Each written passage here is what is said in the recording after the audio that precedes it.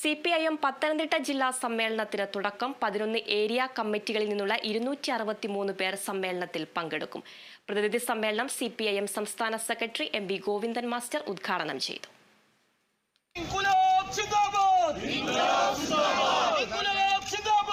പ്രതിനിധി സമ്മേളന വേദിയായ കോടിയേരി ബാലകൃഷ്ണൻ നഗറിൽ CPIM സംസ്ഥാന കമ്മിറ്റി അംഗം രാജു എബ്രഹാം പതാക ഉയർത്തിയതോടെയാണ് സമ്മേളനത്തിന് തുടക്കമായത്.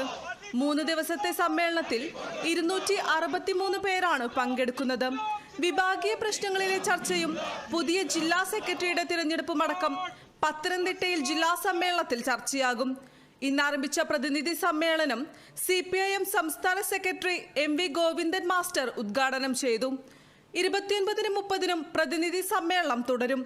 30-ന് രാവിലെ ഭാരവാഹികളെയും പുതിയ കമ്മിറ്റിയെയും തിരഞ്ഞെടുക്കും. തിരുവല്ലയിലെയും കൊടുമണ്ണിലെയും വിഭാഗീയ പ്രശ്നങ്ങളും ജില്ലാ സമ്മേളനത്തിന് ചൂട് പകരും. നിലവിലെ CPIM പത്തനംതിട്ട ജില്ലാ സെക്രട്ടറി സ്ഥാനം ഒഴിഞ്ഞതോടെ പുതിയ ജില്ലാ സെക്രട്ടറിയെ കണ്ടെത്തേണ്ടതുണ്ട്.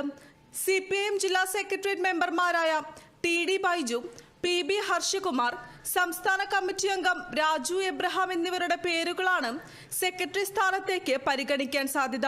ഇതിനു പുറമെ സംസ്ഥാനത്താകെ കോലിളക്കം സൃഷ്ടിച്ച ADM നവീൻ ബാബുവിന്റെ ആത്മഹത്യയും പ്രതിനിധി സമ്മേളനത്തിൽ ഉയരാൻ സാധ്യതയുണ്ട്.